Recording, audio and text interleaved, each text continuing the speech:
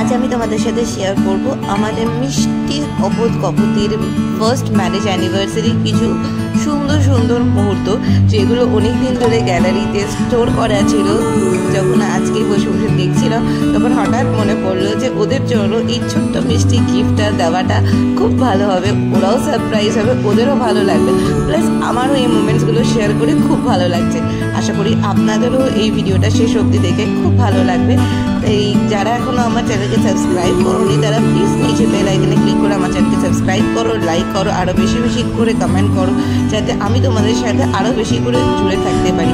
আর নিজের কাছের মানুষদের এইভাবেই ছোটো ছোটো সারপ্রাইজ দিয়ে দেবো, কারণ জীবন খুব অল্প দিনের, তাই যতদিন আছো নিজের জীবন খুব ভালো করে নিজের কাছের মানুষদের সাথে এনজয় করো।